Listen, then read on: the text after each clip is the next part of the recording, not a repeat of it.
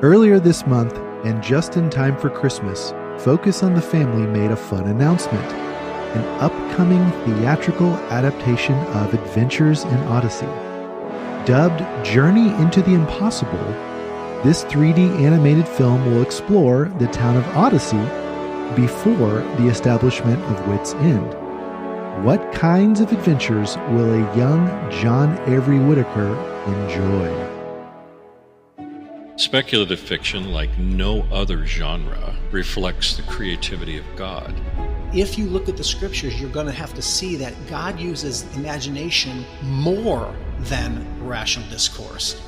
We are supposed to be image bearers for a vastly creative God. Reading fantastical fiction opened a portal in my imagination for a place other than just a materialistic world. I experienced the gospel story with the mind of someone who loved adventure and loved the idea of light conquering darkness. We're wired for stories that reflect how we see the world in ways that are true. The story is either pointing to Christ or it's pointing to our need for Christ. Welcome to Fantastical Truth, the podcast from Lorehaven.com, where we help you escape bad books and engage fantastical fiction from Christian creators. I'm Zackary Russell, and my co-host Stephen Burnett really should have worn his Atmos skin to church, where he apparently picked up some kind of alien pathogen. So it's just me right now, but in just a moment, you'll get to hear a previously recorded Twitter space that Stephen and I hosted. And this was from a few weeks ago. Stephen and I gathered with other fantastical fans to dive into everything we know so far about Journey into the Impossible. And that film will release in fall 2026, and our recording of that discussion will play shortly. Now, we'll get you there in just a moment. First, we want to tell you about our top sponsor for this episode, Edmund Spencer's The Fairy Queen. And this is put out by Sky Turtle Press, owned by Oasis Family Media. Journey back to a forgotten world that inspired generations of fantasy writers. Welcome to Spencer's Grand Adventure, a tale that inspired generations of fantasy writers, now accessible to all. Many have attempted to read Edmund Spencer's 1590s epic The Fairy Queen, only to be discouraged by language even more difficult than Shakespeare's. Now, educator Rebecca K. Reynolds presents a text-faithful prose rendering that gradually introduces Spencer's distinctive vocabulary, preparing readers to engage confidently with the original text. Richly illustrated by fantasy artist Justin J.R.R., this 3-volume set shares the adventures of knights who confront monsters, wizards, enchantresses, and their own weaknesses. Prince Arthur also seeks his love, Gloriana, the elusive fairy queen.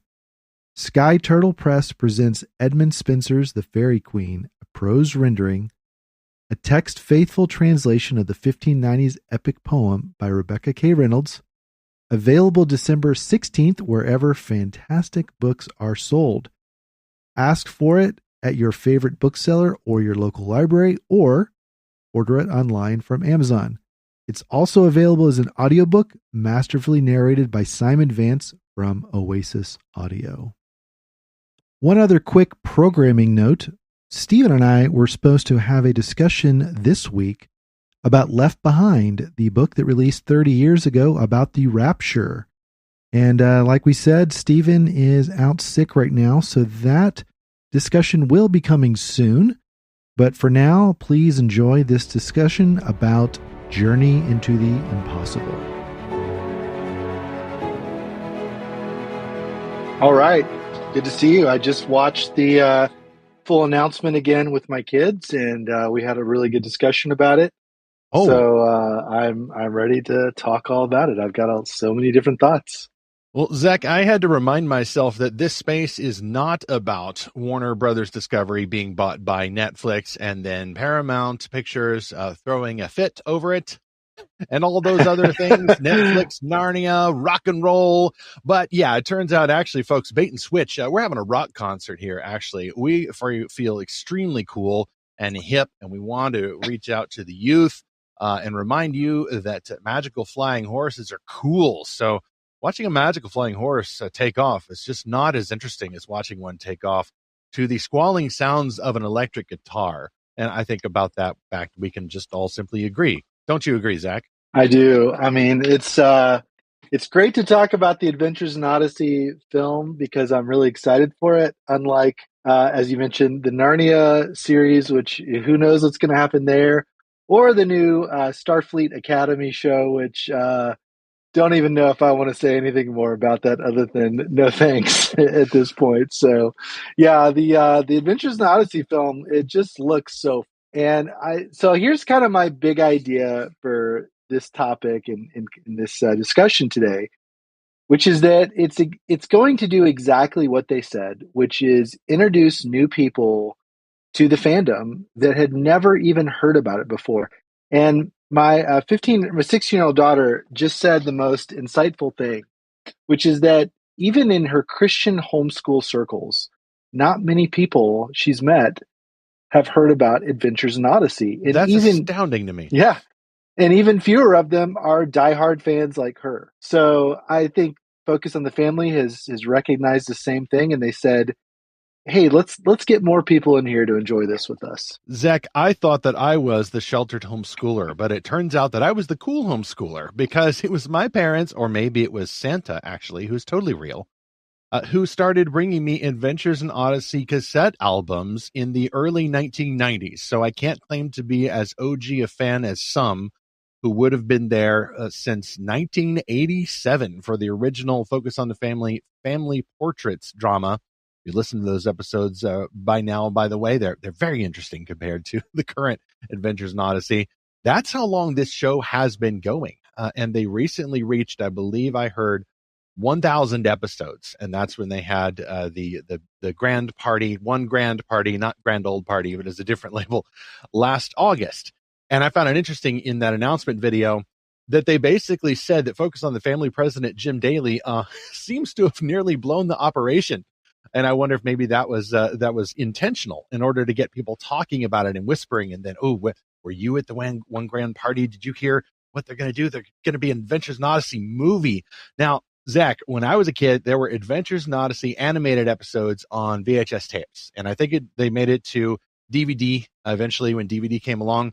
But by then, the whole idea of physical media was kind of trickling out. And VeggieTales had basically taken over all the things. And I was an Odyssey partisan at the time. In fact, I kind of resented those cartoon vegetables. And now I realize that, everybody can be friends. There's different denominations, but, all the same God. However, this seems like a step or two beyond, 10, 11 steps beyond even the animated series. If for no other reason than this film, by all accounts, unlike the animated series, is canon to the audio drama. I think that seems pretty clear from what they've said at Focus on the Family and in that video that they posted yesterday morning. Yeah. It's funny you mentioned the animated show from however many decades ago. I just went and looked it up on, iTunes, like the Apple video system, video on demand, and they're all available there. However many, like 20 or 30 of them, it looks like. But also my kids reminded me, we have a subscription through the ministry I work for to Right Now Media. And so they've actually watched a few of them on there already. So they're way ahead of me in learning something about that came out of my childhood that I had no idea about. And as I was perusing the fan club for Adventures in Odyssey earlier today on the Facebook group, someone shared the intro sequence to one of those shows. And they said, just what an amazing cinematic opening for this 1990s show. And I sat there and watched it. I'd never seen it before, Stephen. Wow. And I just thought, man, if only I had known about this in the 90s, like especially the early 90s, I would have eaten it up. Because I wasn't a Christian till second half of the 90s, like 1996. But I was really hungry for stuff like that growing up. I always wanted some kind of like a youth group at a church. I wanted the Christian community that I would later find like late in high school and early in college. I watched all kinds of media growing up. And so I don't know how I would have watched. I don't know. Was it on television or was it only on Nope. VHS. You had to go to the Christian bookstore. You had to order from the Christian Book Distributors catalog. You had to go to Family Christian Store, Lifeway Christian Store, your local Christian bookstore. In other words, the physical locations that you can barely find anymore. Certainly most of the chains have since shuttered. And you had to buy these VHS tapes. Or if you were a good Christian homeschool lad, you would put them on your wish list and Santa would bring them to you. Because fortunately, Santa, being, a supporter of the family, who but St. Nicholas would be an OG person to focus on the family. So, good old St. Nicholas would tromp on the roof, and then part of that sack full of joys would be Adventures in Odyssey VHS tapes. And I'm betraying my own origin story with the video series. I think it was 1991 when they came out. And it was only a few years later that I received, well, it wasn't that great of a disillusioning, but I did discover that technically the videotapes, not canon. In fact, the audio series, they played it carefully. They're real classy about it, but no, they're not. They're not canon. There is no Dylan Taylor in the Adventures in Odyssey audio world. Mr. Whitaker certainly has a wit's end, and that part is pretty faithful, but the video series devoted more time to the Strata Flyer, Mr. Whitaker's whimsical flying blimp taking off from the Victorian atrium in the back of Wits End, than it did to inventing and serving up ice cream. Great episodes, by the way. But I do look forward to what I've seen about the new movie that we'll be getting to in just a moment. That's interesting about the canon. I had wondered how they were going to handle that with the movie, because as Dave Arnold said in the announcement, and we'll put a link to that here and when I can figure this out in a minute. This is my first time to co-host a space, although I've joined a lot of spaces. But Dave Arnold said that, well, we've got 1,000 episodes so far of the audio drama, so it doesn't really make sense to try to set a movie within that. We've already told so many stories within that timeline, so we're going to go back, however many years before Wits End was built, and really kind of it's like the origin story of Wits End, which is the kind of the central piece of the town of Odyssey. Essentially a prologue, but it's not a story they've told before, because the Young Wit series happens before even that. Is that correct? Right. That's a book series by Phil Lawler, who's the co-creator of the show back in the late 80s. And Dave Arnold, who started off as our production engineer, was Dave Arnold, and now he is the showrunner. So that is a sign of great confidence for me, is that even though there are being changes made to the show, not just the idea of releasing a film in theaters fall 2026 called Journey into the Impossible, but it's being run by people who've run Odyssey for a very long time. They're kind of upgrading the art style as well, inspired by the film. The film itself, by the way, will be 3D animated, but with that 2D storybook appearance. It is co-written and produced, by the way, by Adventures in Odyssey executive producer Dave Arnold, and features the involvement of John Pomeroy. Zach, I'm trying to remember, was John at the Realm Makers Expo in Grand Rapids? I'll look that up. Summer. I don't remember if he was there. I know there's some other former Disney animators there, but I met John and his wife at a couple of other Realm Makers bookstores. That's right. It was the Pigeon Forge event, and then it was again the Orlando event. So he may not have been there in Grand Rapids, but I think you would have recognized him. And it's great to find out that, hey, plot twist all along, he was working on this project and not saying a thing about it. So back then, it was focused on the family wanting to create not a Disney alternative, but certainly they were putting up a great risk and a lot of investment in this series. And now, more than 35 years later, like you said, Zach, a lot more people still don't know about it, but it does have tens of thousands of fans, very dedicated. They have crowded out cruises, actually. The voice actors are hugely popular. And even a lot of people who grew up watching like 90s and hundreds and even modern animated cartoons will recognize some of the voice actors. But we can get into that in a little bit. We're starting to fill up the room here, by the way, just a little bit. There's at least one person in there's name I recognize. And then our friend James R. Hannibal is here as well. So good to see you, chaps. I'm curious, Zach, once we get to our calls, and feel free to start that up, Zach, whenever you're ready. I'm curious when people discovered Odyssey, or have they discovered Odyssey? I think there's a lot of people who know, hey, there's Adventures in Odyssey. It's good. It's solid. It's wholesome. Yet maybe they don't listen. Now, I have, by the way, listened to all but like the most recent, I still call them albums or two. Eugene's Departure wrecked me Adventures in Odyssey teams, and you were right to do so. It was supposed to be a wreck, and yet the way that too was set up, even given that there was a little technological assist with Eugene's departure there in those final 4 episodes, I would ordinarily kind of recoil from that. But you all just invested in your audience, trusted in them, were really transparent about the process, and we kind of all knew to brace ourselves going in, which, by the way, was very unlike 1994, or was it 95?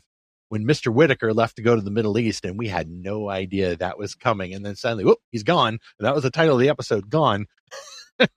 There was just no other way but a clean break, and left a lot of devastated homeschoolers around the nation. Yeah, so I should probably say here that, again, I came into this whole fandom late in life and really through my kids. And so I don't even know if I could honestly say, with integrity, I'm a fan like you are. I'm definitely I definitely enjoy the show, but my kids are really the fans in our family. Like, they know. I mean, I've listened to so many episodes with them, but we have had a subscription to the Adventures in Odyssey Club. So it's the app. It's sort of the all you can eat, app where you can get as many episodes as you want, rather than just buying the CDs or whatever. We have had a subscription to that for probably 6 or 7 years.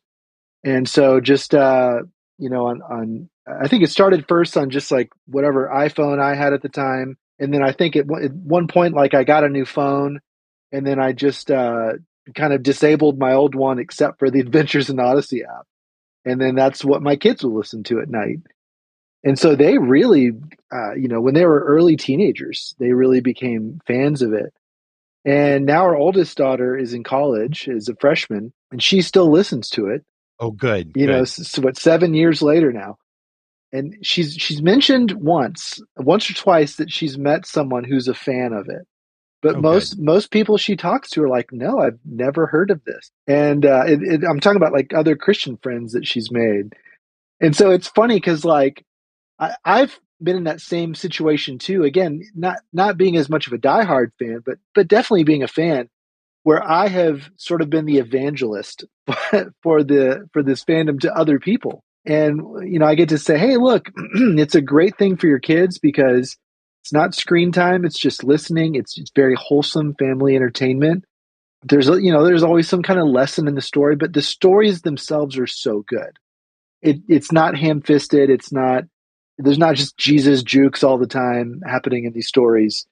And they are characters that you love. And Stephen, what was so funny is when we were watching the announcement earlier with our kids, what they're doing with all the character design, they're updating all the character designs to kind of match what's going in the movie. And so they had this segment where they were showing all of the voice actors what their new characters look like.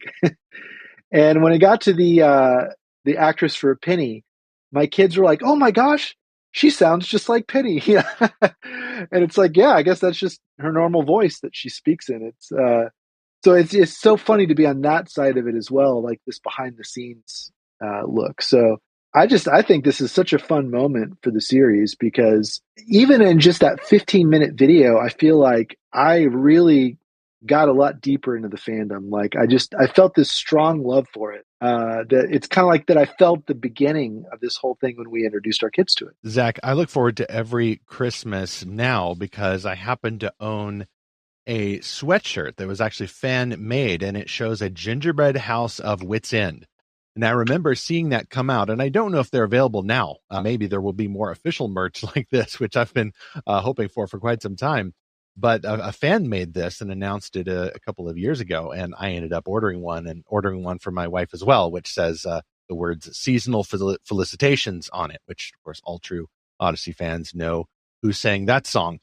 And really cozy sweaters. She did a great job, but it did make me realize, wow, like we need more Odyssey stuff. Is the fandom big enough to support it? Like, well, after this film, it might be. We'd be seeing more naturally occurring things like that. And then, of course, sure, the proceeds will go to benefit Focus on the Family. Still a terrific organization there in Colorado Springs, Colorado, 80995. They say that the heart of Adventures in Odyssey is a singular mission to share the gospel of Jesus Christ through meaningful, imaginative storytelling. And this film gives them the opportunity to do that on a scale never before attempted in AIO's 35-year history. Zack, you and I, we spent a lot of time in Christian fantastical spaces, and there's a lot of shop talk within aspiring and professional Christian authors of fantasy and sci-fi about whether or how the story should be preachy. You alluded to that earlier. Thanks to Adventures in Odyssey, I feel like I skipped to the higher grade of that discussion, not because I was smart, but because Adventures in Odyssey just intuited and surpassed that issue with absolute audacity. Simply deciding, you know what, we're not going to preach at you about how stories shouldn't preach. We're just going to tell great stories and be so completely above that question. And yet also, like, you get to the end and then Chris gives you the moral, and that's okay. You know, we got to quote Bible verses at the end and get the moral at the end. This is a service to the audience, and it's certainly a service to the kids ages 8 through 12, but also the grown-ups. And yet even the outros were always like really careful.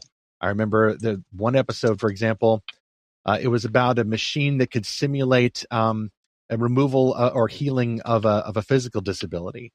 And at the same time, another main character's grandmother was dying. And it was a very poignant yet age-appropriate two-parter in the mid-90s. It was a meditation on death and healing and how Christians respond to that.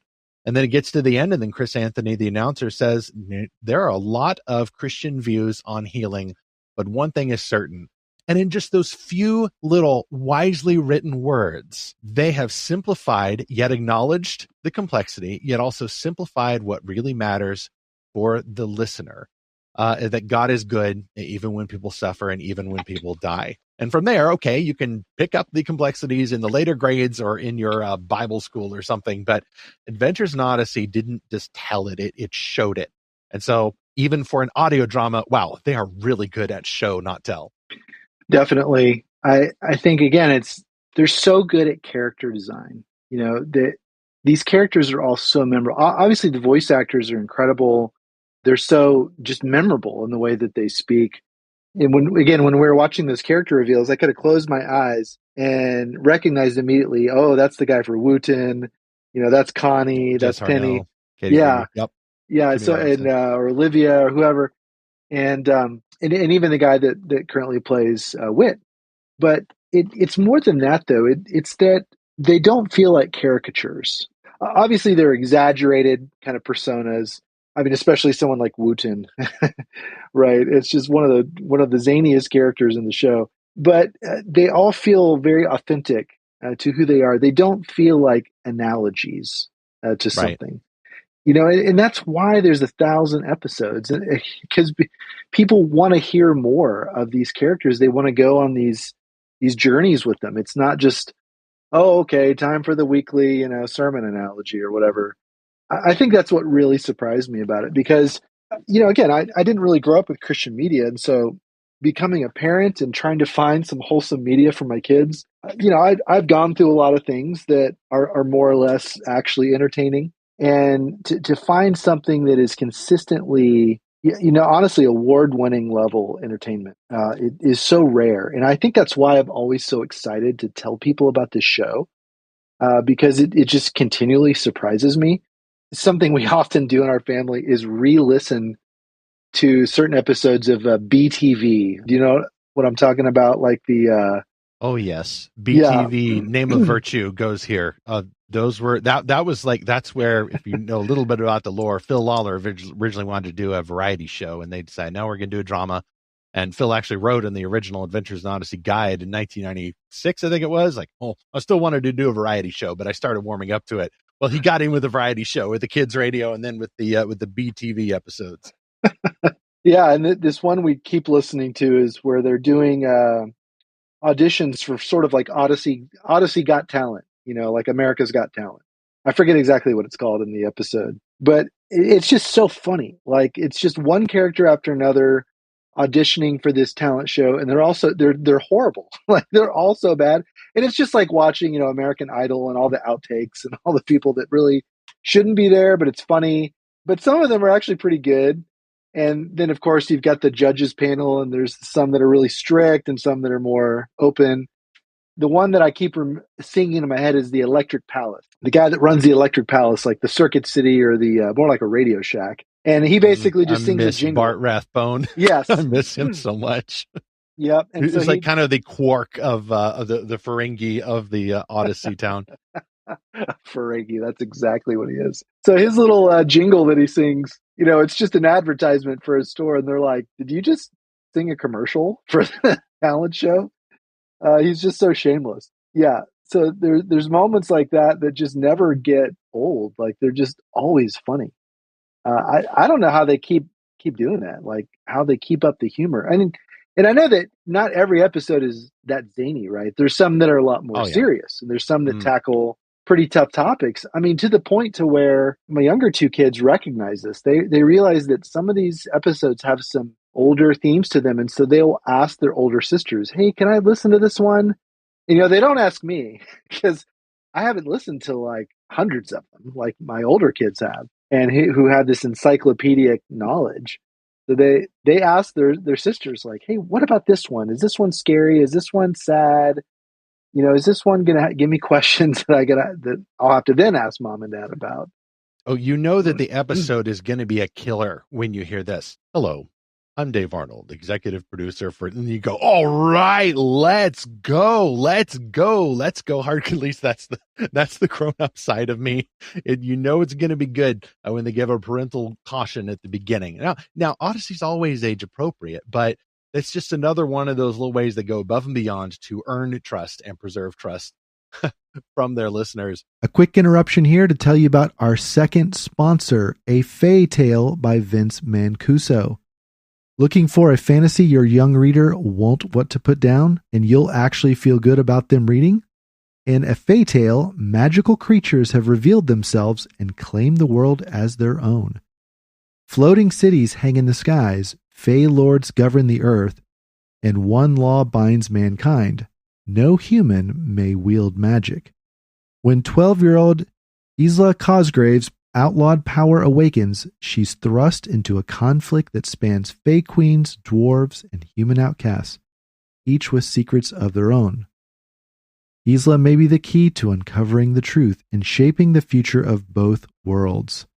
A Fae Tale, spelled F-A-I-E, by Vince Mancuso, is available now on Amazon. Well, we've talked a lot about the audio series, but I want to talk a little bit more about the movie, yes. At least insofar as we know certain things. Now, they are going to be letting out this information in drips and drabs even before January 2026, which is when they will switch over to the new branding. They've redone the logo. There's obviously been a lot of thought put into that. And they've gone back and not, gotten rid of previous illustrators, but they've kept them on, and they say, all right, let's go a little less caricature.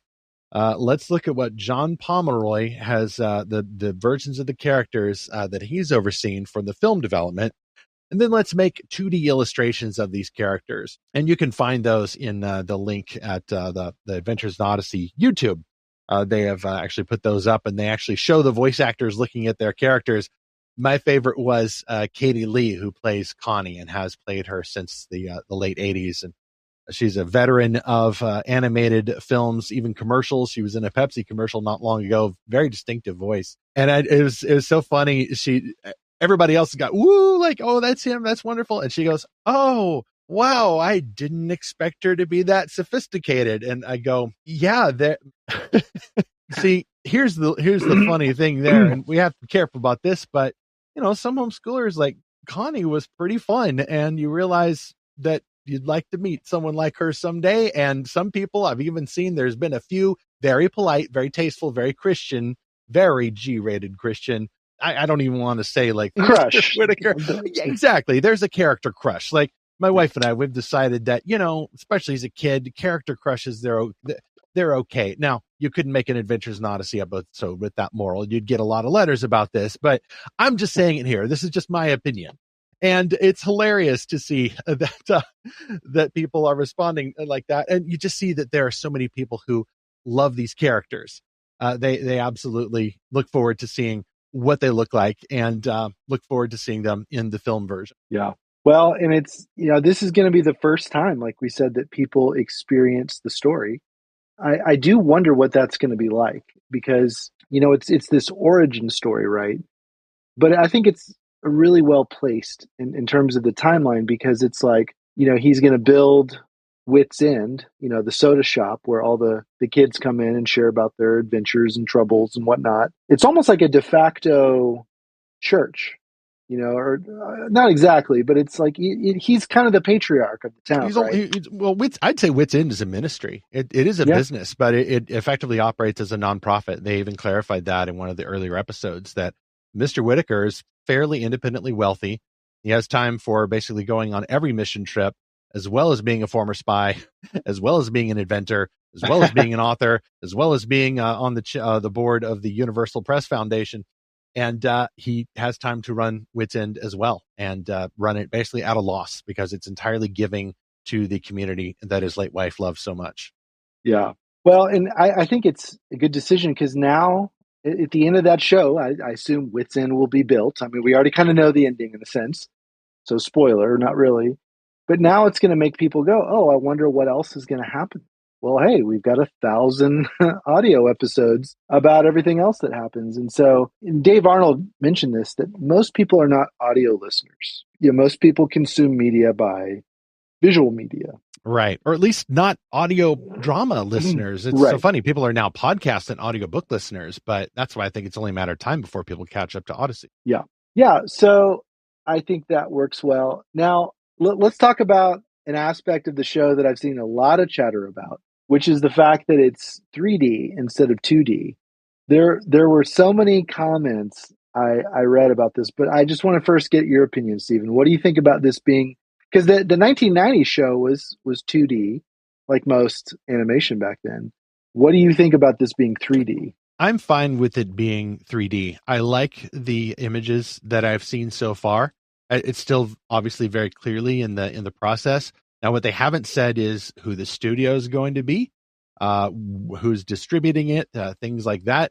All we really know is the plot, that the movie is a prequel to the audio drama focusing on John Avery Whitaker, his wife Jenny, so she is still alive here, and their teenage son Jason. Now, Whit and Jenny also have 2 other children, but they focus here on Jason because he's a lead character in the audio series and has been so since the mid-90s. These events take place long before Whit opens Wits End or meets Connie, Eugene, Wooten, and the rest of the Odyssey cast. Still funny to see Wooten grouped up with the other 2. To me, Connie and Eugene are the OGs, and Wooten is the new guy, but I betray my age. But I know a lot of fans, there's a bit of a nostalgia for 2D animation. And I didn't even see a whole lot of people reference the video series so much as just wishing 2D would come back.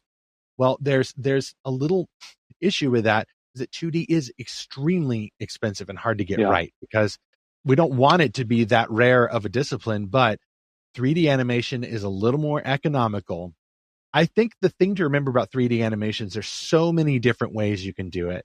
Technically, the Wing Feather Saga show is 3D animated, but no one comments on that. No one says, oh, it's a CG show or it's a computer animated show, because they've taken great pains to make the style unique. It looks handcrafted. It almost looks kind of like a puppet or claymation, but a little bit more refined. There are other shows like even K-pop Demon Hunters on Netflix. Well, I didn't even think I'm going to sit down and watch a 3D animated movie. It's an animated film.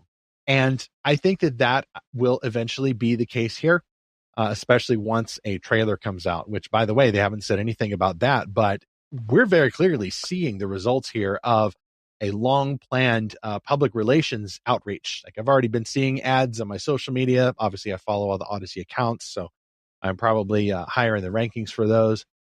But it's going to be fun to watch because really this started with the Odyssey Adventure Club app, and now I think it's just the Adventures in Odyssey Club. And then they started adding the web comic. And by the way, I subscribed to the app originally because I wanted that web comic, and I wanted to catch up on all the episodes I'd missed since about the time I was in college, actually. And from there, they've moved a little bit more in the direction of that mode of multimedia. The newest album, the 80th, will actually be the last published in CDs album. After that, it's all streaming. There may be other options that I don't know about, but the future is streaming in audio, and it is a totally independently owned app. Focus on the Family has not also been bought by Netflix. There's still 501c3 and all of that in Colorado Springs. So I love that a lot of the original creators are there, and I think that sensibility, and especially the themes of Odyssey, are going to come through, regardless of what the animation style is. And frankly, it could be a step up from at least the later videos. Some of the 2D animation there in the last 3 was getting a little bit rough, I think, because 2D animation was starting to go the way of the dodo, unfortunately. But I think we'd like to see it come back, but maybe not just yet for Odyssey. Yeah, there were people saying, well, Japan is basically the only country that's consistently producing 2D animation nowadays. So it is, yeah, it's gotten swallowed by 3D. Many people have said something like, well, I'm just glad we're getting something because it's hard to get any truly family-friendly animated movies. I'm going to support it no matter what. And a number of people said, at least it's not AI. That's a very common attitude nowadays. It was interesting to see John Pomeroy in that announcement show him drawing Wit, and then showing kind of those early storyboards and animatics. Even though it became this 3D thing, it was really cool to see him shaping those character designs from the beginning. But yeah, I think it's going to be a really surprising story, I think, for a lot of people, Stephen, because we've listened to this now for me for several years, you for most of your life. And so something we take for granted about Wit is that he is a positive patriarch. Oh, right? That's true. And most people are used to the Homer Simpson type character, right? The town drunk or the town idiot. Or just some beefy action star who takes no prisoners, and just the hardcore guy with the guns or the knives or the skills, some superhero, which I'm all for superheroes, well done. But Wit is different. He's not all like Doctor Who, I never fight, but Wit will stand up for his beliefs. But he's a very different sort of hero. That's right. And I mean, he's got that military background in the Navy and as a spy, but then he's got that gentlemanly character, and he's running a soda shop. He's not running like a gun store or something or whatever. He's this peaceful man, but he's also this inventor, and he creates this magical device, the imagination station. So he's a really intriguing, man. Like, you could say he's a man of mystery, but he's a man that really cares for this town and is a very wise man that people look up to. This comment that I read, I'm just glad we're getting something truly family friendly in the animated space. That's when it hit me when I read that. I'm like, yeah, a lot of people do not see movies like that, but they take it for granted that they can listen to a story like this. But for people that have never listened to this show before and they go see this movie, I think it's going to be a breath of fresh air to a lot of people. Several months ago, when the Catholic Church announced their new pope, or I think this was right after they announced the new pope, there was a guy on Twitter named Jarvis Best, and he just put out this funny comment like, well, who do the Protestants have? Like, who's the Pope of the Props? This. Yeah. And I mean, there were so many funny replies. No, I know who it is. I know who it is. Yeah. If not C.S. Lewis. Yeah. So I took his post and just reshared it. And all I did was add an image of Wit from the 1990s show. And it's just kind of the close up of his face. And I got something like 1,500 comments and like 75,000 views on that. And it's funny because there are hordes of Odyssey fans out there. Yeah, they just think they're alone. Sorry, 1,500 likes, but dozens and dozens of comments. That's still good though.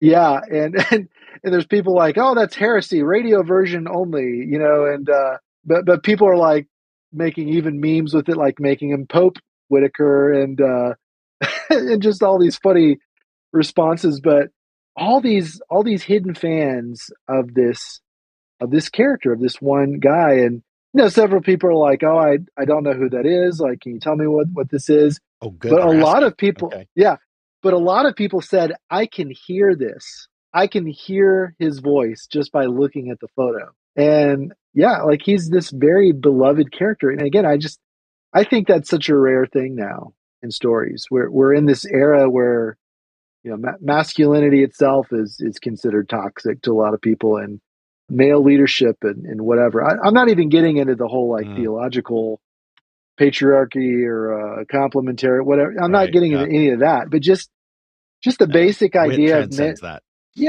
of there being good men, of there being decent men that can be looked up to and trusted. It's kind of uncommon nowadays. Yeah, it is. Our third sponsor, Myth, Reign of the Immortals. Some stories entertain. Myth, Reign of the Immortals unveils the structure beneath creation itself. The entire first volume is the companion's revelation, shown, spoken, and carried through the witness of Durim. Every vision, every clash, every cosmic truth the reader encounters is what Durim is shown as the veil finally lifts. This is epic fantasy with theological weight, reality, imagination, and love colliding on a cosmic scale. If you're ready for a revelation told through a prophet's eyes, Myth begins here.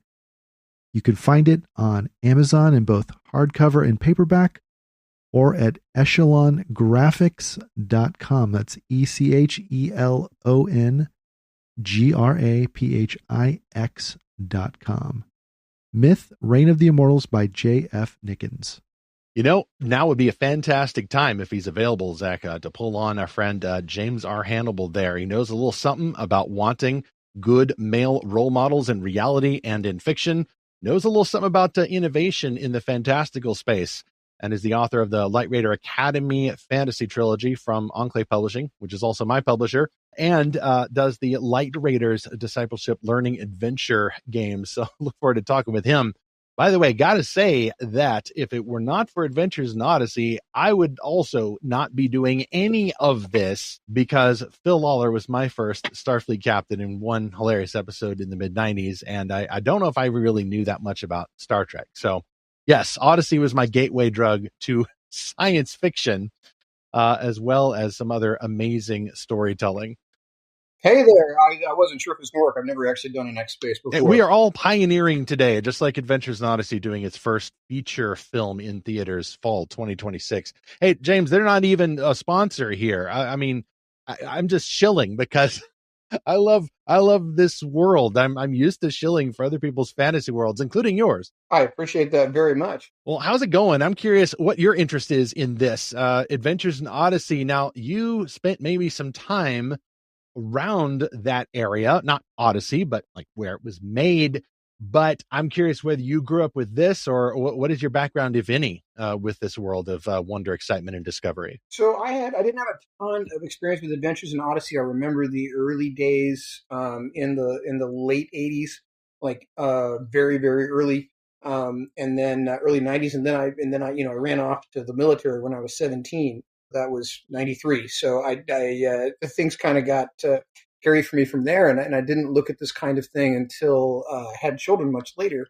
And because of family members and whatever, most of that was VeggieTales. But when I was in high school in those early days, I was right there in Colorado Springs, next to Focus on the Family. So that was interesting.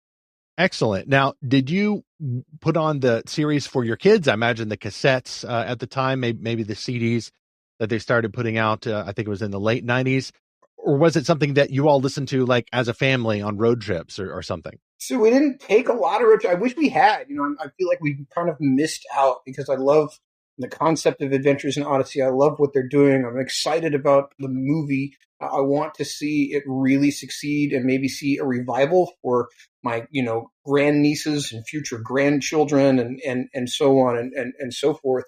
We listened to a little bit of, or we listened to a few episodes on a drive when we left the military, when Seth was young and our other son was a baby, was an infant, on the drive down to Texas right after I left the military.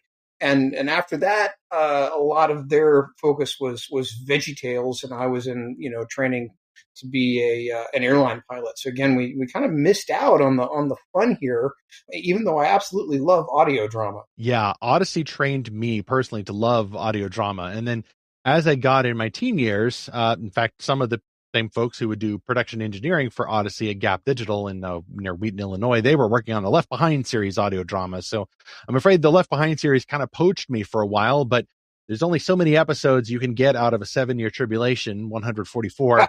After that, a few years after that, I came back to Odyssey as an adult. Now, I got to tell you, some of y'all know, like, not been blessed with young kids, so I don't have that excuse. I'm just opening the app, trying not to look creepy in my late 30s, catching back up with some very old friends. And then I'm sinking back into the canon. I think, that was when Connie almost got married and they pulled her back from the brink just in time, to the great happiness of one Phil Lawler, by the way. And Connie stayed single, which is a great kind of example for all you Christian singles out there. And it also helps kind of preserve her character, by the way.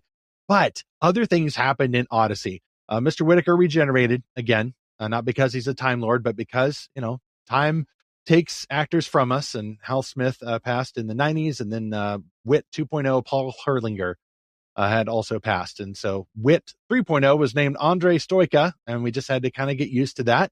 And I got used to that. And now, he can stay just like the other ones. You hate the new guy playing the Doctor until he ends up grabbing on you, unless it's the new Doctor Who. But there's new characters as well. They rotate the cast of kids out every 10 years or so. And so there are some new kids to get used to, and a lot of great plot lines. And James, I got to tell you, one thing that really won me back to Odyssey was I actually was at a homeschool conference. Someone had told me, oh, yes, of course, Odyssey is still around. And I knew that. But we were talking about it. And they said, oh, you have to listen to that album, The Ties That Bind. I go, The Ties That Bind, an interesting title. So I don't remember whether I skipped ahead. I don't think I did. I think I managed to restrain myself. But I listened to The Ties That Bind. It was in 2014, I think. James, the entire 14-episode album, when they did albums back then, was foreseeing and answering with style, with compassion, and with biblical fervor the entire sexual revolution at an absolutely age-appropriate level. And Mr. Whitaker, doing the illustration with the train set, and about how you can't put two trains that were made to do two different things on the same track going the opposite direction. They are going to crash. And he just builds on the metaphor, and everyone's asking him questions and kind of tracking with him. And this whole scene takes about 20 minutes, but it was so carefully crafted. I think it was Paul McCusker who wrote that entire series. And I was just blown away all over again, because I could kind of see a little bit more. Oh, here's how they're doing it. But also, it was just mastercraft.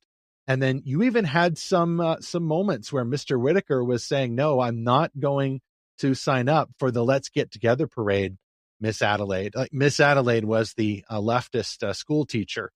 She's probably, doing part-time with Antifa on weekends, but no, she was actually a very more of a deceived character. And she kind of had a tragic backstory, just so age appropriate. And yet I go, oh, well done. I feel my faith strengthened, but not because I've been preached at, although that's fine, but because it's an audio drama. I've gone on a journey with the characters. I've seen how Mr. Whitaker engages this ungodly worldview in the public schools and elsewhere.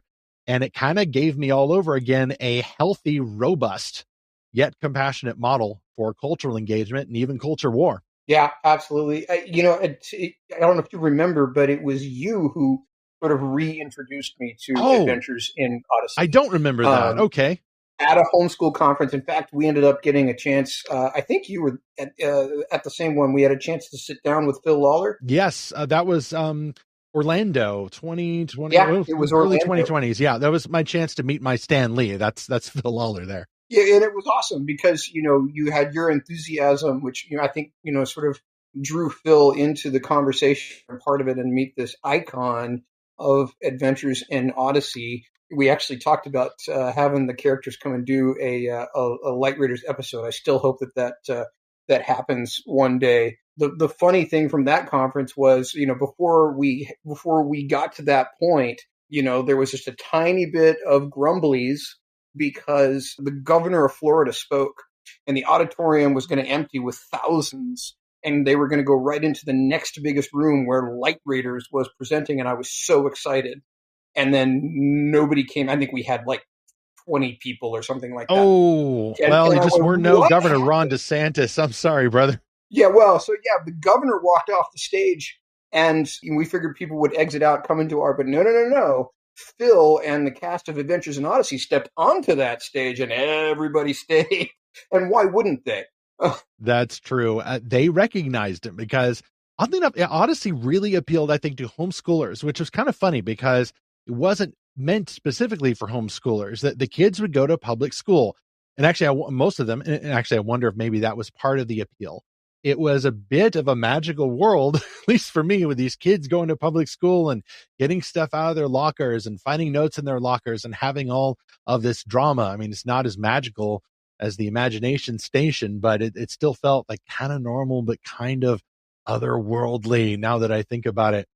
But homeschoolers love it. Other types of Christians love it. And now I guess film goers are going to love it. So, James, did you hear from us about the movie when we posted it, or did you see it posted to the Odyssey social media? No, the first I heard about it was when y'all were talking about doing this space right here. Okay. And so I had to go look. I think it's fantastic because they have this, like, if I wanted to catch up on Adventures in Odyssey, I would have like a doctorate level of work ahead of me to go back and see. Yeah, it's basically an anime now. 1,000 episodes. 35, 38 years, or more.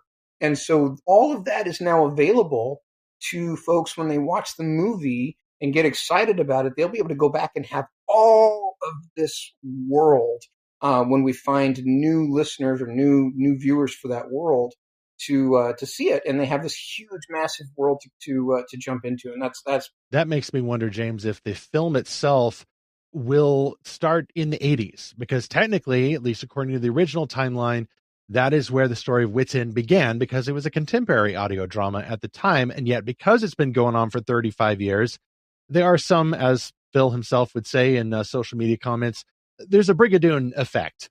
Time does not flow normally in Odyssey. It's all wibbly wobbly, timey-wimey stuff. And occasionally a character gets frozen at age 16 and just, these things happen.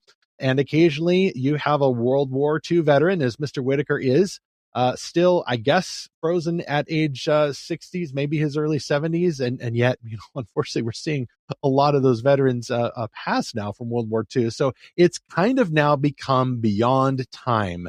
But I think that there's a lot of 80s nostalgia now, and that may be a great way to help people enter that world. Is maybe it's more of like kind of a time, like kind of a between 70s, 80s thing that they're going to do with the film, but we don't know yet.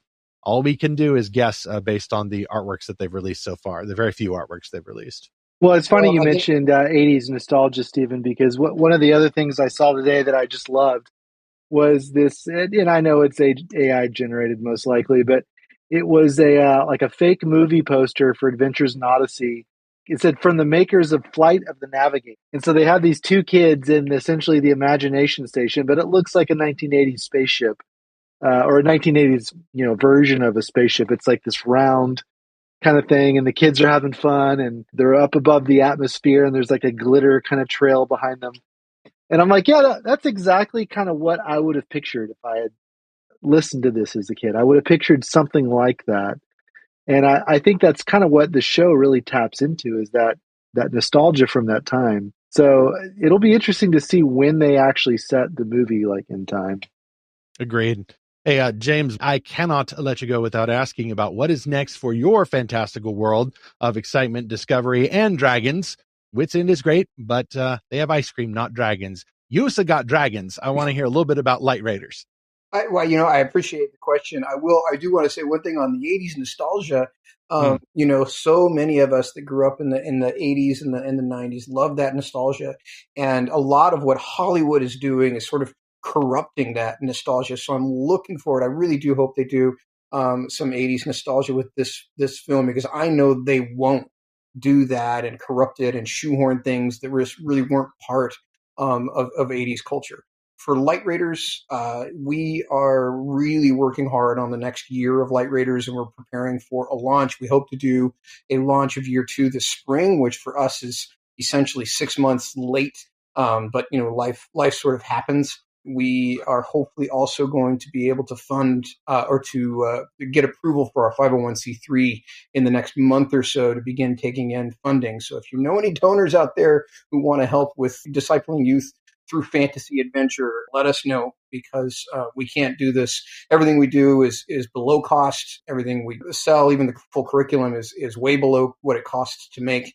So I do wish I had Wit's secret of how to be independently wealthy. Maybe they'll reveal that secret in the movie. But until that, we do need donor support, and that's what we're going to be asking for in the next few months. You know, Mr. Whitaker and his friends are always going on treasure hunts. They even found the Cross of Cortez once. I think the only thing they haven't unearthed yet is the Ark of the Covenant. It probably caused some theological questions there among the main audience.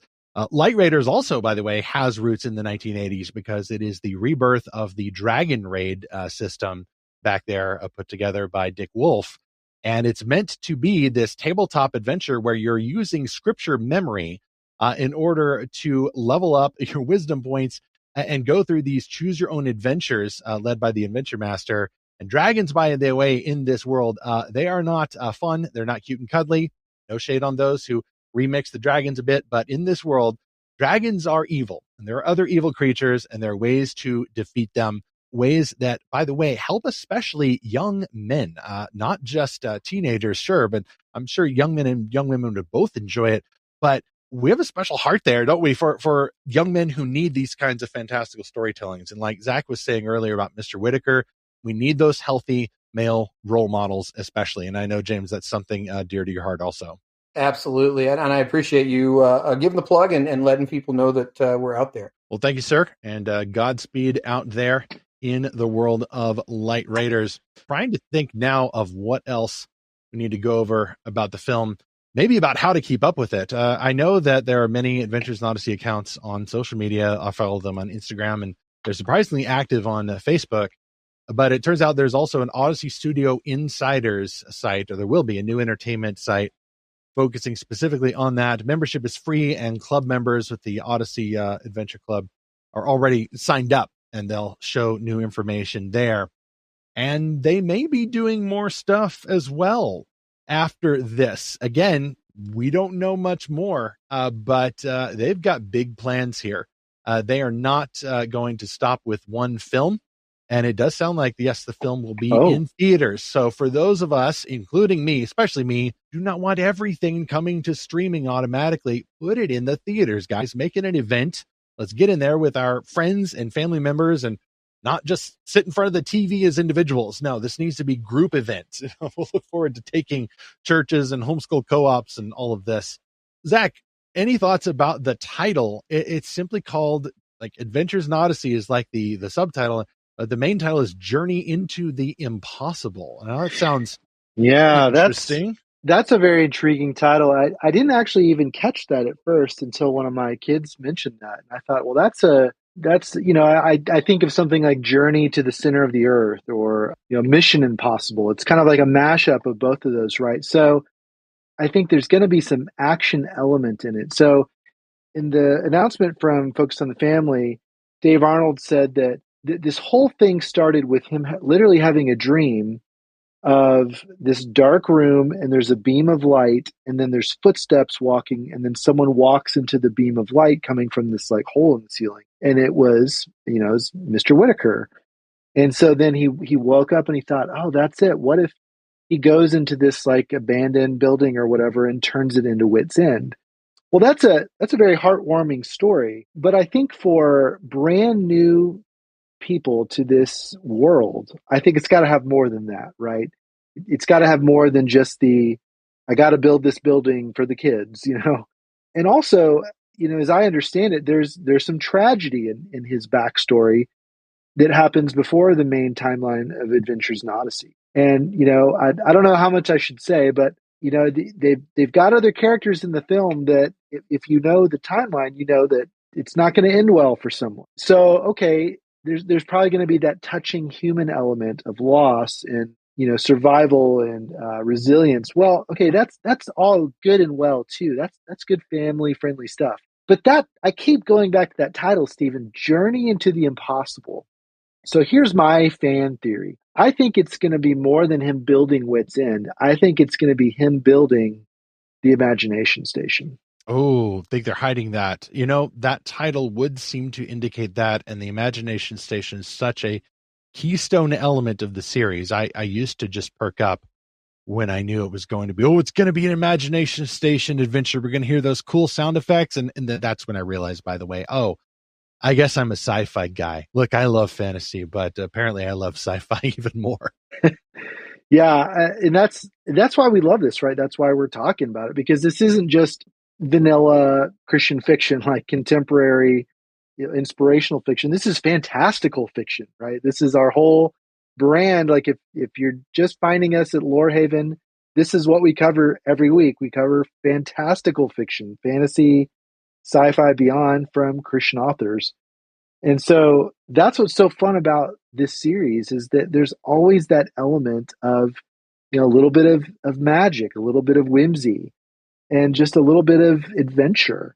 And something else we've noticed, Stephen, about this show, it's not the type of adventure where kids go behind their parents' back or deceive their parents or have no parents, right? Or have dumb parents. Right, right. There's all different kinds of families in the story, but it's, at the end of the day, they're trying to say family is good. I mean, sure, there are the occasional like found family storylines, but that's not the main emphasis of the show. I mean, it's by focus on the family, right? Like that's kind of obvious. Kind of does what it says on the tin. Exactly. Right. So that's kind of the boundary lines, I feel like, for this show, or for the movie, is that there's going to be an adventure. There has to be. I mean, John Avery Whitaker's background is phenomenal. Like, the guy is James Bond, basically. So, or like you said, he's a Time Lord. But it's going to be within those bounds of reinforcing the idea that the family is good, and not, I'm going on an adventure because I have father issues or a trauma or abuse or whatever, or I'm getting away from all these horrible things, or I'm getting away from the bad old church I grew up in. It's not any of those things, which again, I think is so different for what people usually see in movies. And I think that's why, we talked about the 2D animation from Japan. Stephen, you've really gotten me into anime in the last couple of years, and I've been astounded by how often a church or a priest or pastor or Christian, maybe not directly, but like a symbol of those things, is positively represented in animation from Japan, where like less than 1% of the population is Christian, and yet they have this kind of sentimental view of religion in their stories, and in a lot of them. I don't know about all of them, but the ones I've watched, at least, it's been refreshing. And so I think that's the kind of thing we're in for with this, is that, his faith is going to be a very natural and very positive aspect of his adventure.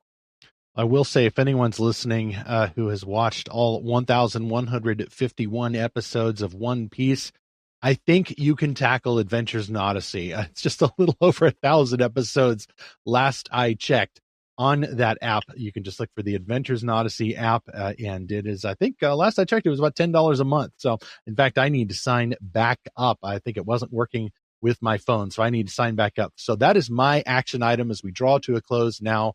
That is my next adventure.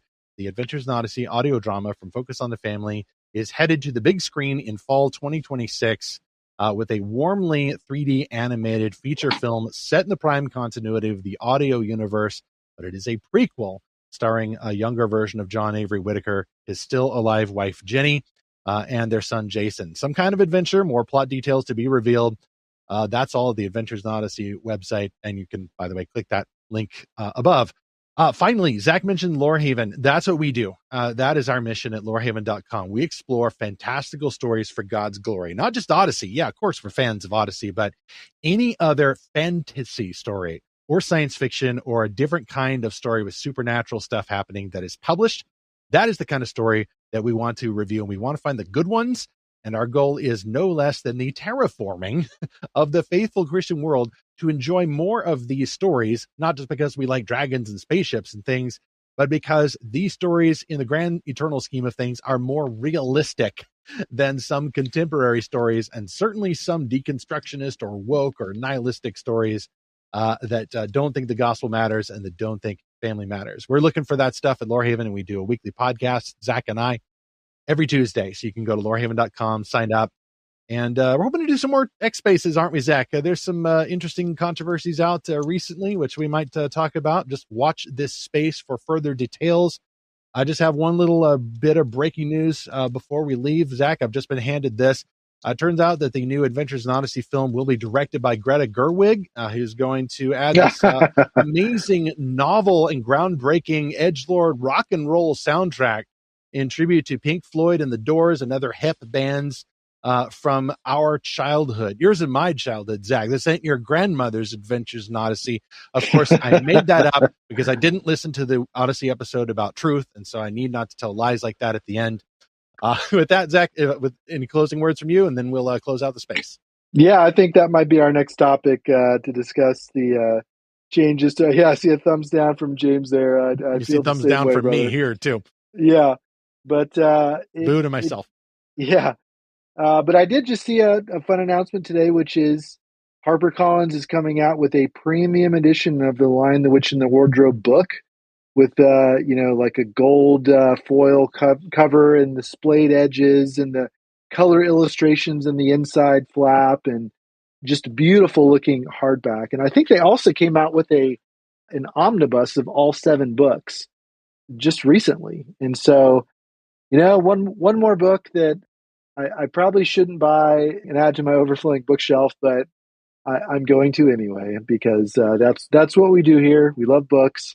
We love great Christian fantastical stories. And so we're going to collect them, and we're going to just keep enjoying them. Well, follow us on x.com and other social medias, and sign up free at lorehaven.com. Get you the updates and join the guild on Discord.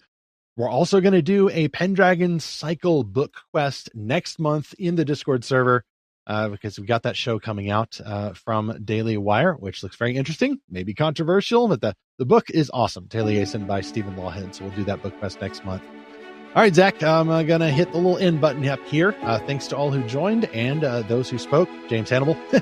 And with that, further up and further end as we continue to seek and find fantastical truth.